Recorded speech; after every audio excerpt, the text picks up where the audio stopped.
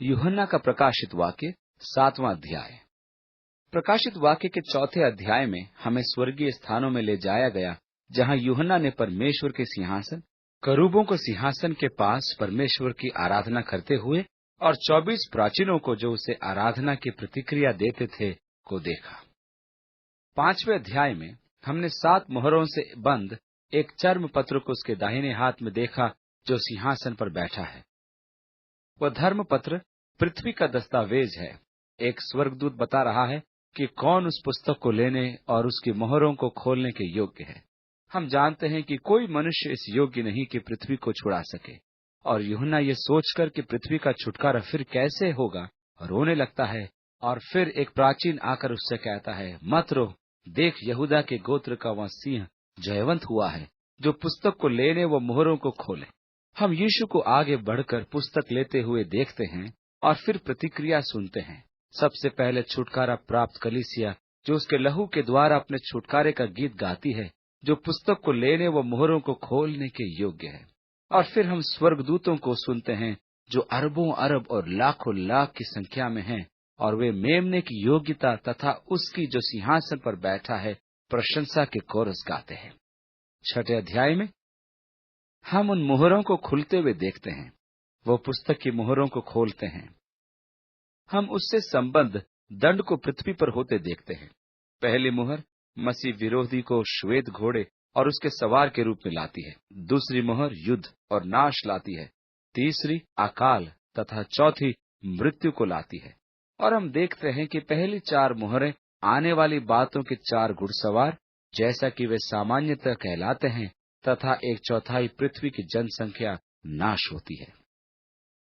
5वीं मोहर हमारा परिचय परमेश्वर की वेदी के नीचे की भीड़ से कराती है, जो महाक्लेश से निकल कर आए हैं।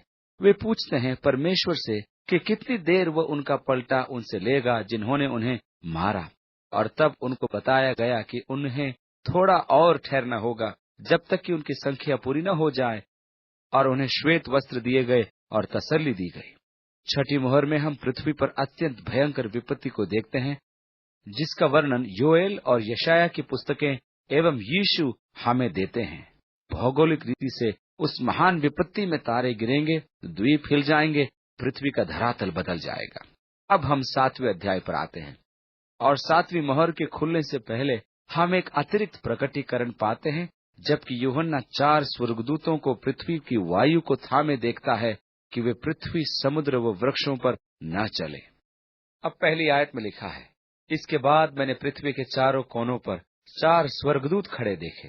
वे पृथ्वी की चारों हवाओं को थामे हुए थे, ताकि पृथ्वी या समुद्र या किसी पेड़ पर हवा न चले। फिर मैंने एक और स्वर्गदूत को जीवते परमेश्वर की मुहर लिए हुए पूरब से ऊपर की ओर आते हुए देखा।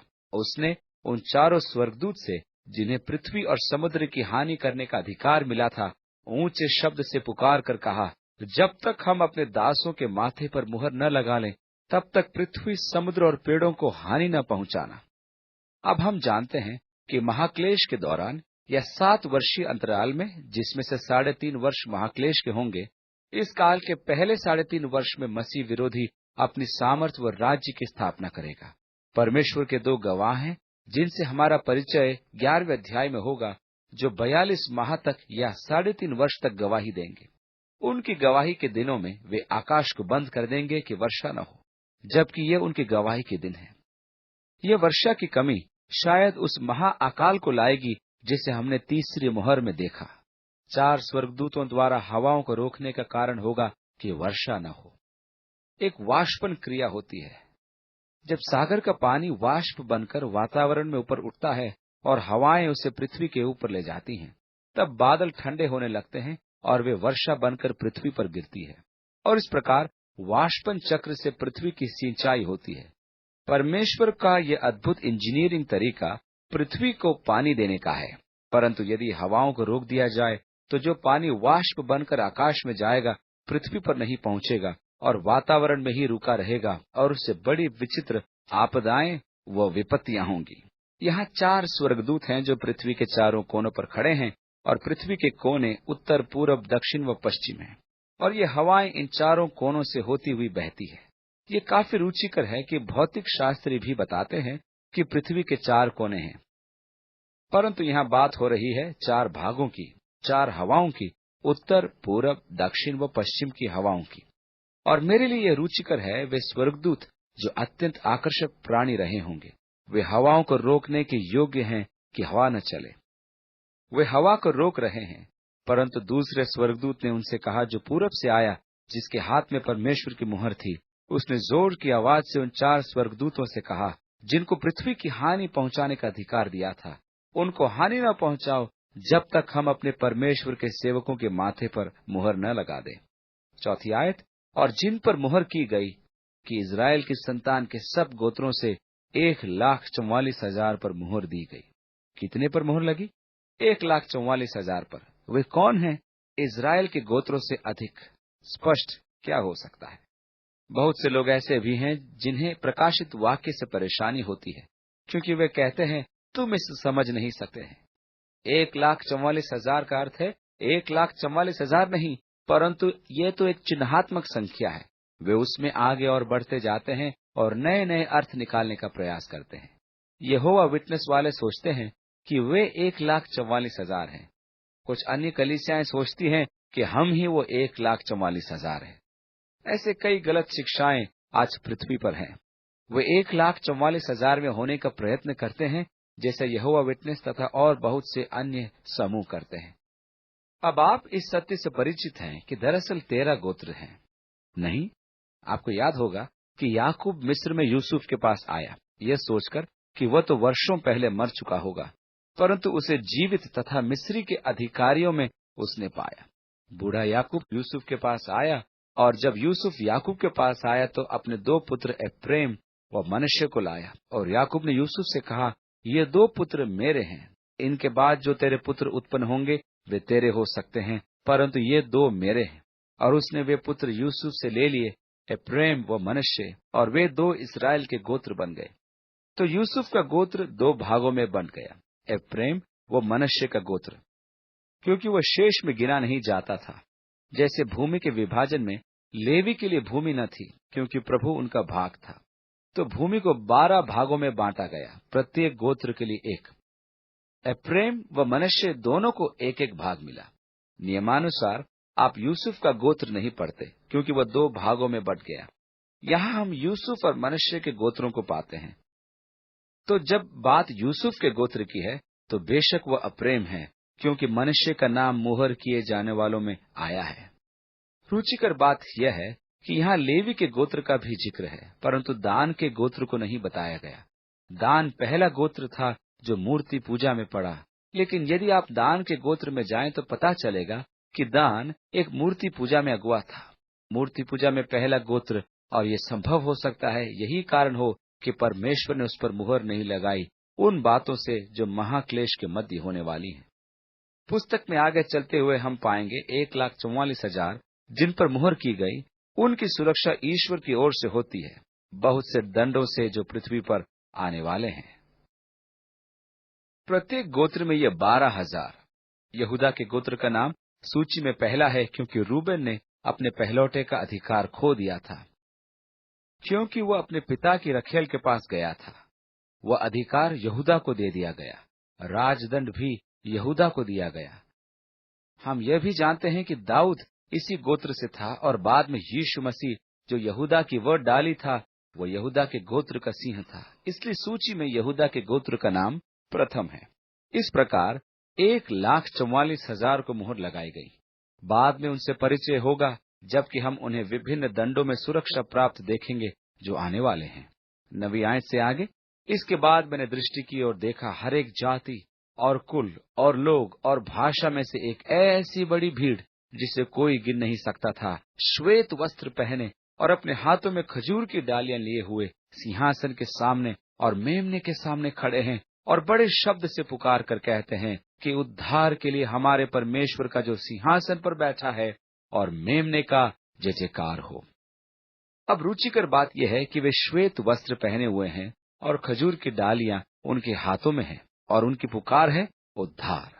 हमें एक और भीड़ खजूर की डालियों के साथ याद है, उनकी पुकार भी इसी के समान थी। होशाना का अर्थ है उद्धार। तो इस समय बड़ी संख्या में स्वर्ग में एक भीड़ है, परंतु ये समस्त संसार से हैं, हर भाषा, गोत्र व जाति से। उनकी पुकार भी यही है, उद्धार हमारे प्रभु का जो सिंहासन पर बैठा है और मेमने का।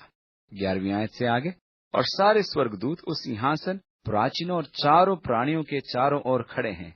फिर वे सिंहासन के सामने मुंह के बल गिर पड़े और परमेश्वर को दंडवत करके कहा, आमीन।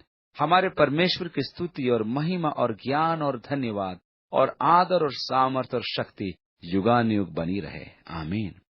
जब कलीसिया अपने छुटकारे के लिए गीत को गाती है तो उन्होंने नया गीत गाया, तू ही योग्य है। स्वर्गदूतों ने आराधना में प्रतिक्रिया दी, मेमना जो वध किया गया वही शक्ति, धन, ज्ञान, सामर्थ, आदर, महिमा और आशीष पाने योग्य है। यहाँ भी यही बातें हैं। पौलुस ने इफिसियों के लिए प्रार्थना की कि वे बुद्धि व समझ की आत्मा पाएं, कि वे जाने कि पवित्र जनों में उसका धन क्या है, या आप जाने कि परमेश्वर आपको कितना बहुमूल्य समझता है। स्वर्ग राज्य में के दृष्टांतों में आप उस व्यक्ति को जानते हैं जो खेत में होकर जा रहा था और उसे धन का पता चला तो वह आनंदित हो गया और अपना सब कुछ बेचकर खेत को मोल ले लिया और उस धन को भी। यहाँ खेत जगत है और यीशु ने सब कुछ दे दिया। उसने जगत को खरीदने के लिए अपना जीवन दे दिया ताकि धन को प्राप्त करे।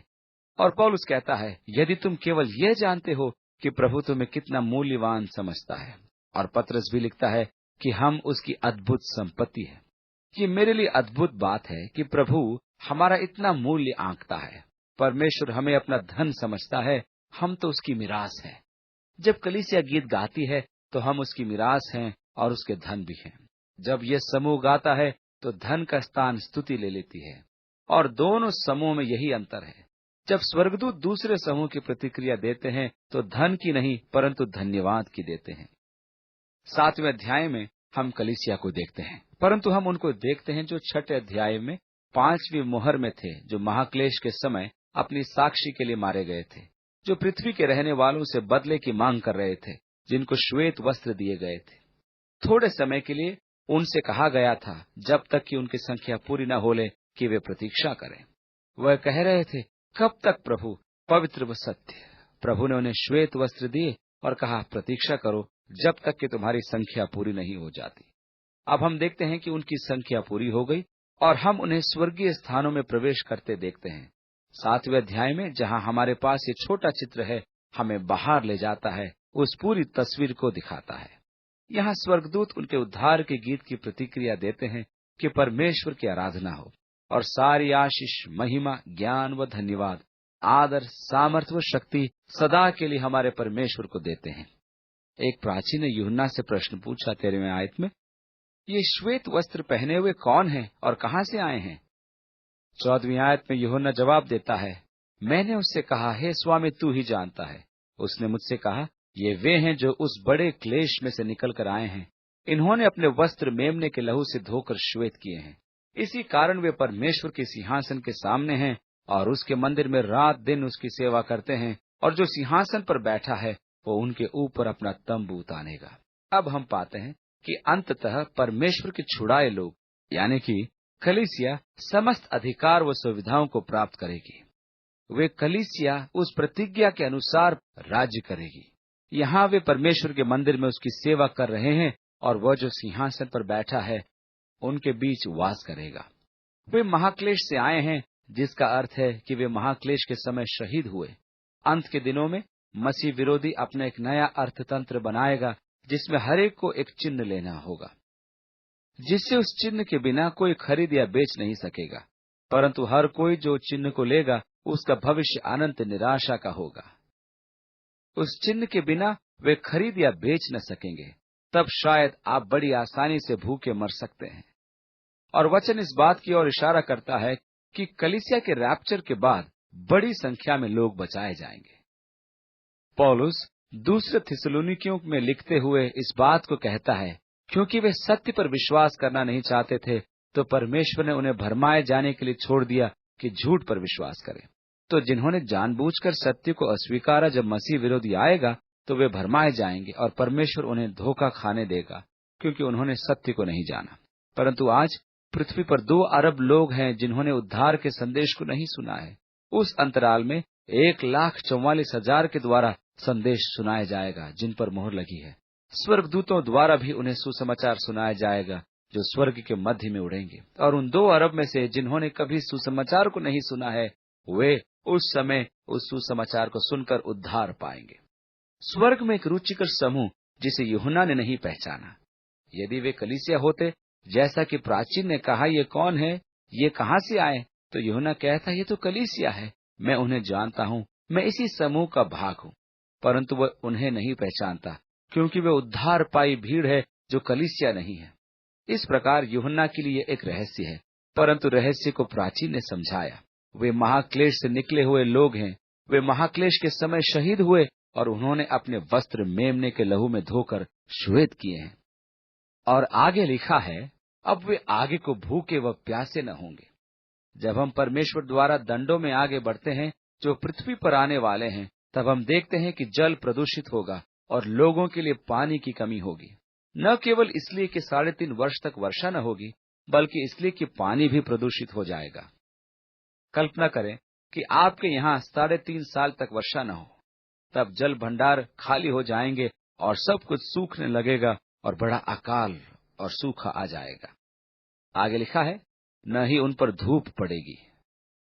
परमेश्वर सूर्य को पृथ्वी पर रहने वालों को झुलसाने की शक्ति देगा, क्योंकि मेमना जो सिंहासन के मध्य है उनको खिलाएगा और पानी के स्रोतों के पास ले जाएगा, और परमेश्वर उनकी आंखों के सब आंसू पोंछ डालेगा। अब वो हल्का चित्र जाता रहा और हम उस धर्म पत्र पर लौटते हैं जिस पर 7 मुहरें लगी थी। पृथ्वी के दस्तावेज जिसको यीशु खोलता है छुटकारा देने के अपने अधिकार को सिद्ध करने के लिए।